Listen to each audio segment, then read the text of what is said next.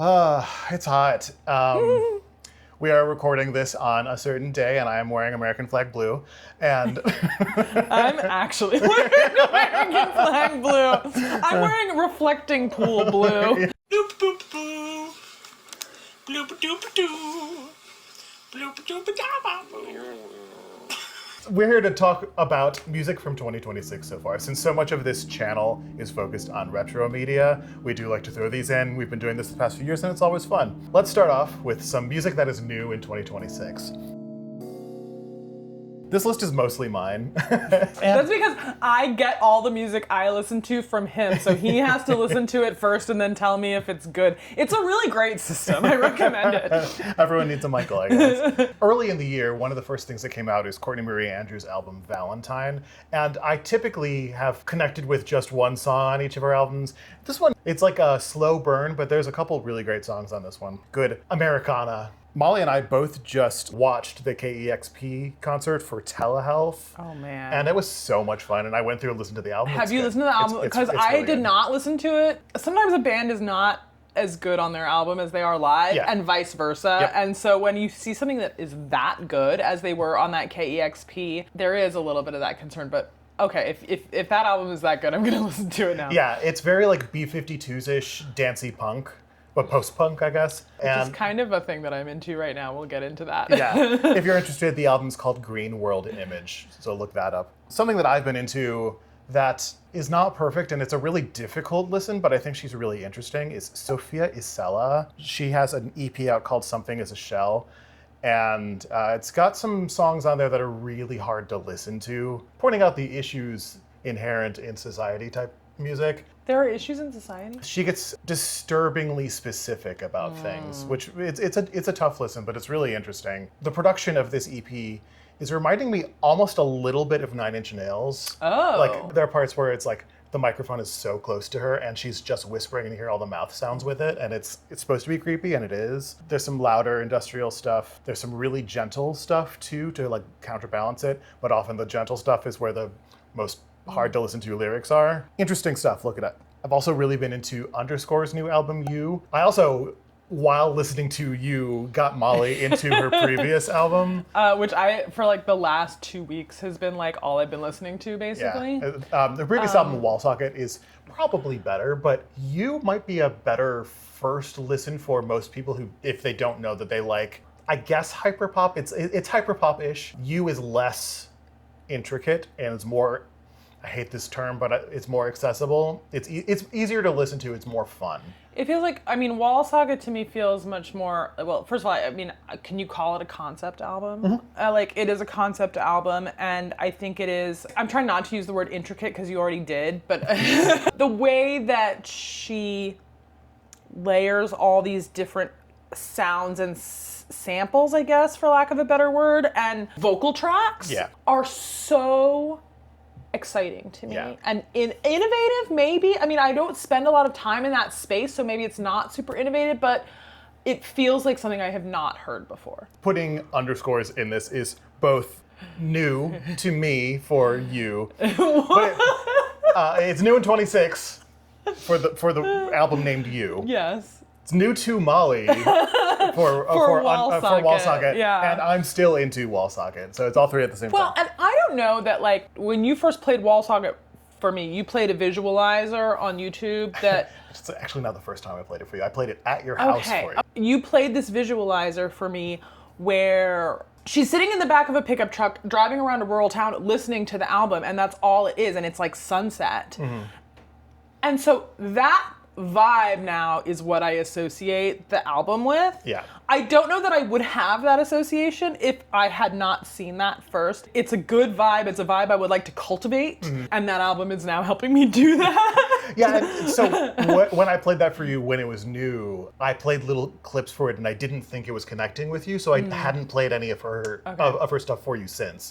Yeah. Because that's usually when I'm playing stuff for you, I'm like gauging your reaction. Well, and I think it's also like getting it in front of me at the right moment, right? Because I'm different from you in that moods and vibes are like kind of how I decide what I'm listening to. And we were going to talk a little bit about how our listening habits change, but and we have what that will come. I think you put that in front of me when that was the vibe I needed a couple weeks ago, and I guess if it didn't connect with me before, it probably was not the vibe that I Yeah. was seeking Yeah. in that moment. So I was like, no, this isn't it. Well, but anyway, check out Underscores. Both of her most recent 2 albums are fantastic. I also want to talk about Charlie XCX and all of her new stuff. Her film score for Wuthering Heights, it's her really singing, and it's none of that vocal manipulation that we're used to hearing with the auto-tune from her. I thought that was really interesting and refreshing. And even though it's not a new thing for a singer to sing, from her it kind of feels new. And the new singles from her forthcoming album have me excited to Yeah. see where she's going. It is exciting to hear her sing. It's like when everybody got so excited when Kesha did an album where she was really singing for the Yeah. first time, and everybody was like,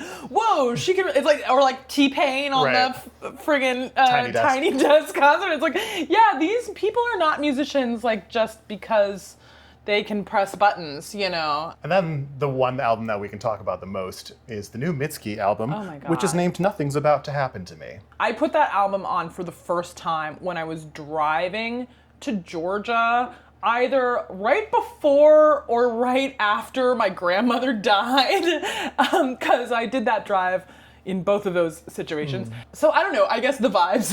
First of all, I put it on and I was immediately like, oh my God, I need to tell Michael about this. And then you were like, oh my God, did you hear this? Yes. We connected on the same song. We felt Yeah. mostly drawn to the same The White song, Cat. The White Cat. I love the way she says cat. Like each time she says cat, like she's so resentful of Yeah. that cat. It's so good. And I think this is her best album since Puberty 2. Since Which was Puberty the 2, yeah. album that really blew her up. Right. And then she has sort of, I think, cooled in the eyes of the critics and stuff. She's still mostly been well received. Well, maybe not but the critics, but the populace. Yeah. Who maybe just doesn't get her right when she's at her weirdest. Yeah. But this album feels like it has all the best elements from like her last 4 or 5 albums and brings them all together in this like Uber album. It actually might be her entire career because there's some like chamber popish stuff in Yeah. there from like her very early career. There's some more choir. There's more specifically rock-based stuff from Yeah. Bury Me and Puberty 2, and then there's the experimental and electronic stuff after that. Yeah, a little bit of everything. Yeah, I love the opening track, In a Lake. It might be the most chamber poppy one, right? Where Yeah. it has this moment where it broadens in Yeah. this way that like it just feels like you pass through a portal into another dimension kind of for a second. And then you hear these car horns honking and then it pulls you back into reality, I guess. And then it has this great lyric, in a lake you can backsurf forever, the darkness behind you, or the stars before you, the darkness behind. And then she says, in a big city you can start over, the lights all around you, the dark deep inside. Yeah. Oh! Mitski is kind of queen of the sad girls. She even though really there's is. even though there's another sad girl album coming out this year that I'm excited From for. Mitski? From Phoebe. There's a Phoebe Oh, album coming yes. out. There But was an advanced single. I haven't listened to it yet. Have good. you? Now we know what we're doing when we're done filming.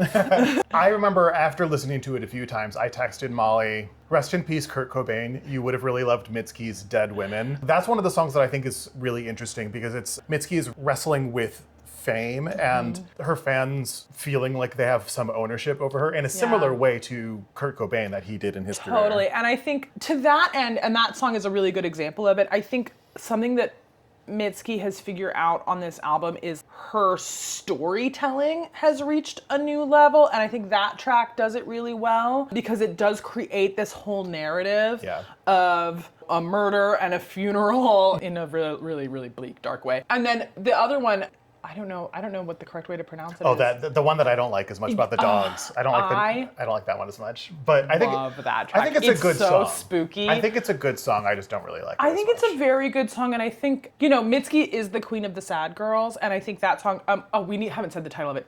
I'm gonna call it Sharon's Obol. I think that's right.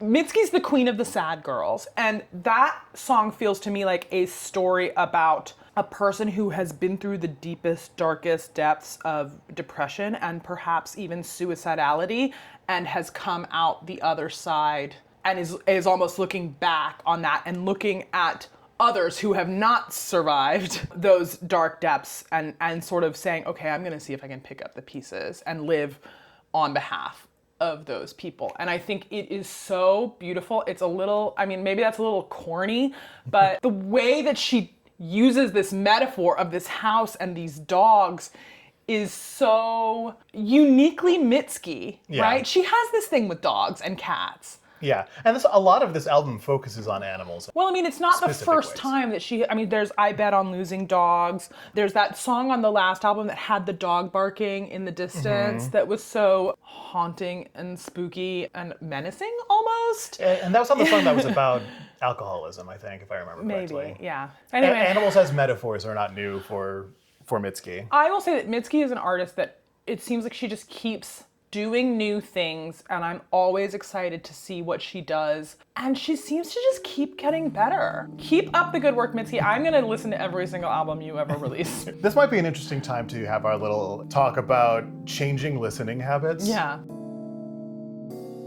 When we were planning out this video, we're like, what are we gonna talk about? I haven't been listening to that much. And we were thinking about like why neither of us have been listening to as much music lately or this year so far. We came up with a few reasons for why that might be. For me, the one that is probably the most important is that I'm just not in my car. Like I've been laid off most of this year, and I did most of my music listening in the car, and I haven't been in the car. So Yeah, so like and subscribe. Why? So that, I don't know, so you can make a career. I don't know. I can make $4 a month. Yeah. Also, we were talking about how the ways that we get music presented to us through Spotify, and I'm now on Qobuz and all those other things like that, that's been changing a little bit. The Spotify algorithm is not good anymore. It seems to steer you to keep listening to the same thing over and over again. I felt like it used to give me new stuff that was interesting. There are a lot of bands that I found through the Spotify algorithm, and nowadays I just feel like that has dried up. I don't even feel like I get the New Music Friday messages anymore on Spotify. And maybe, he keeps trying to talk me into Qobuz, and I think I'm slowly coming around. It's still not as good as actually buying each album from each artist, but that's but in 2026, I don't think anybody's doing that, Right. unfortunately, and I don't think it's realistic to expect people to support the artists you love, obviously, but we are no longer living in an age where you go to Tower Records and pull the headphones off the wall and Right. decide if you want to spend $10 on an album. Also, we were talking about how in some cases, the music so far this year has not been quite as exciting for me. And I don't know if that's because of the music or just because of my mood, which has Yeah. been a little down so far this year.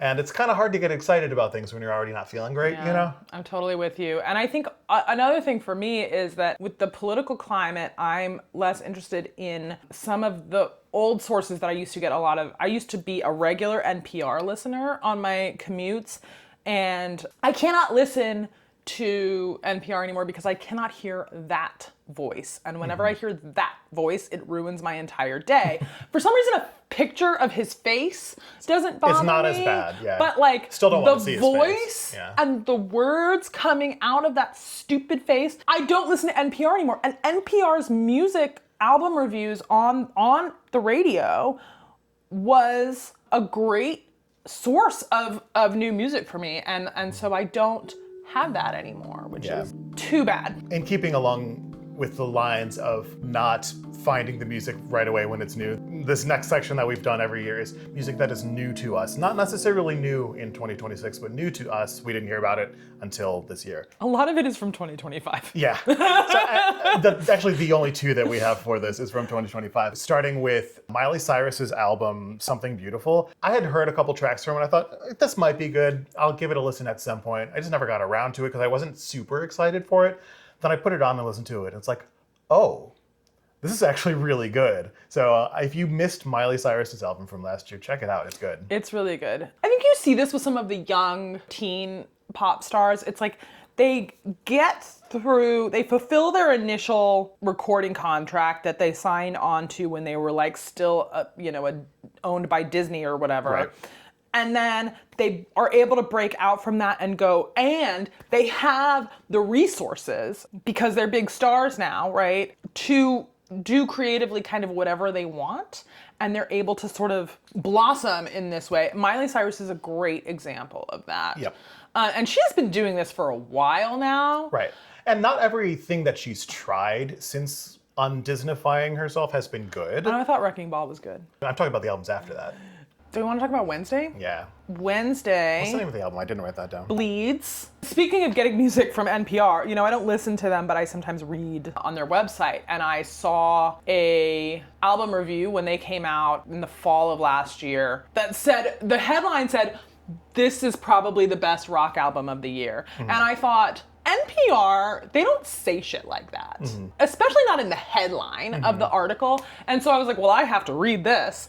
And then I read it and I was like, oh, this sounds like extremely my shit. And so I listened to it, and it turns out it is extremely my shit, especially because I've also been listening to, since we had been listening to, am I getting ahead of myself? I don't know what you're about to say. Radiohead and stuff. That's in the next section, but you can bring it up now. I had been, well, we'll talk about this in more depth, but I had been listening to a lot of 90s rock, and I feel like this album in many places sounds very much like 90s rock. When it doesn't sound like 90s rock, it sounds like, country Americana, southern rock. I think if you have ever spent a lot of time in a southern or Appalachian sort of rural community, you would find it very relatable. I think she paints a portrait of the culture in that kind of space that is kind of lovingly real, which is to say it's not always flattering, but that doesn't mean it isn't coming from an idea of embracing that space. I've listened to that album more than a handful of times. I can't say that I've ever paid any attention to the lyrics. That's so interesting. Partially because the album is those extremes, and I would even say like past 90s rock. It goes into like screamo, which is more in certain places, which is more like 2000s. Sure. And it's also everywhere in between. Yeah. And I like both halves, but the way they're juxtaposed doesn't make it a compelling full album listen to me. Interesting. But I like a lot of the songs, and I actually tend to like the closer to country ones more. Yeah, I do too. I love Elderberry Wine. Yeah, that's a great is one of song. my favorite tracks on the album. Townies is another one. The more screamy stuff is less exciting to me, but there's some tracks that almost feel like, you hear Veruca Salt or the Breeders sort of coming through. Yeah. My dad sent me a text message a couple weeks ago, a picture of him with the Drive-By Truckers frontman Patterson Hood, who he must have run into at a show or something because they both live in Atlanta. And Patterson Hood was wearing a Wednesday shirt. I had already told my dad to listen to Wednesday, and he liked them. The last section of this video, music that we have always been into, we've just especially still been into lately. To celebrate the holiday that we are celebrating on the day that we are recording this, I went through and made a playlist of protest songs. It's not all protest songs. There are some songs in there that are like, this is the world that we live in, and it's not necessarily being a protest against it. It's like, these are the bad things. Also, like, this is the world we could have songs. There's a lot of that on there too. And so in this, I'm still calling this whole section protest music, and I'm gonna write this all on the screen, but I'm gonna read a few off to Molly. What's Going On, Marvin Gaye. Hell yeah. Great song. This Land Is Your Land, Woody Guthrie. Obsessed. It's a protest song. It is. Oh, of course it is. On the back of the sign, it didn't say nothing. It's one of those songs that you learn in elementary school, Yeah. but you don't get to the protesty parts. Yeah, arguably all Woody Guthrie songs are protest songs. Yeah. Hooray for the Riff Raff. Palante. Remember that Oh, song? I do remember that one. It's great. Sam Cooke, A Change Is Gonna Come. Okay, let's talk about the French horn. The change is gonna come. Somebody said, you know what this album needs? French horns. And they put them in there, and that is like one of the greatest pop song French horn solos of all time. Yeah. Also, gosh, like that first line that he sings, I was born, and you're just like, oh yeah, okay, we're going to church now. Right. Radiohead's 2 + 2 = 5 from Hail to the Thief. Yola, Diamond Studded Shoes. I don't remember that. We know it isn't, we know it isn't, that's why we have to fight. It's on the album. I never clocked that as a protest song, but you are totally right. There's something that I haven't played for you before, an artist, B. Steadwell, and their song Gay Sex. Oh, man. It's Let's Go Home and Have Gay Sex, We'll Do It for the President. Yes! Water From Your Eyes, Buy My Product, which is one of those pointing out how messed up everything is, how commercialized everything is. Willie Carlisle, Critterland. Yes. Because it's like ideal, but also like looking at end of days stuff. Neon Indians, Toyota Man, which is another Trump protest song. pulling on a lot of Mexican music traditions. Young Father's Toy, which is not specifically about any one world leader, but it's all about weapons and world leaders. Bodega, How Did This Happen? Another post-punk. Post-punk's a great place for protest. And punk, yeah. Brittany Howard, History Repeats. Fucking love Brittany Howard, she's so good. Tune Yard's Water Fountain. Xenia Rubinos, Mexican Chef. Solange Mad, got a lot to be mad about.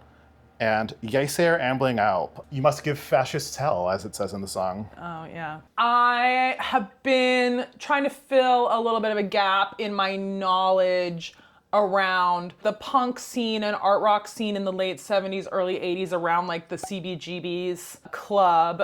It's music that I know, right, that I don't not know, but I felt like I didn't have the depth of knowledge that I really wanted to. So I have been listening to podcasts. I've been listening to Andrew Hickey's History of Rock Music in 500 Songs, which sort of started me down this because he did an episode on the Velvet Underground's first album. It's about the song and not the album, but I think he was talking about Heroin, which is on the Velvet Underground and Nico. I've been listening to podcasts, I've been listening to Bandsplain and a few others, and then sort of then going back and like diving into discographies. So I was listening to the Velvet Underground, several of their albums, but really that got me listening a lot to the Velvet Underground and Nico, which I think is maybe probably their best known, that's the one that I know the best album. at It least. has Heroin on it. It has Femme Fatale on it. It has Sunday Morning is the like opening track, which is like with that glockenspiel opening. It's so fun. So I've been listening to the Velvet Underground. I've been listening to Patti Smith's Horses, which is so fucking good. You know, they call her like the poet laureate of the punk scene, and I think that is just perfect, and I love her. Blondie, I've been sort of listening to, you know, I sort of was familiar with the Parallel Lines album, but not some of the earlier sort of more punk Blondie shit. And what is so fun about it is that it is so capital P punk in that it is like, we don't really know how to play our instruments. Yeah. We're wearing clothes that are just like shitty from a thrift store, but we're making them look so glamorous and amazing. And it's like such a dirtbag album. I love it. Well, you know, and then like the other thing that kind of got me down that road is the new Geese album that Michael won't let me talk about. I never said you can't. Because I was listening to that and I feel like I can draw a line from the Velvet Underground to Geese. Yeah. I got really into the Geese album, Getting Killed, that came out at the end of 2025. And it feels like art rock to me. And you know, honestly, the Underscores album kind of, I mean, it's not doing the same thing. No, but it is, I think what I've been wanting to listen to is real creative art. So if you're going that route, then you can say Mitski fits into that too. Totally. Yeah. That's my vibe lately. I guess we can say art rock is the through line, because many of the things that we've been talking about are sort of art rock and or protest. We are going to go back to fighting this awful heat wave and trying to stay cool. So I hope you stay cool as well. Thanks for watching. Please give this video a like if you liked it. Give it a pity like you, and if you didn't like it. Up here is the most recent review that Molly and I did together of 4 albums from 1993. Check that out if you're interested. Down here is a playlist of other music reviews. Subscribe if you're interested in seeing more. We do music reviews, video game reviews, and a bunch of other stuff. And yeah, that should be about it. Maintain your groovy selves. Our viewers are so glad that I did not mention Die Valkyrie on this.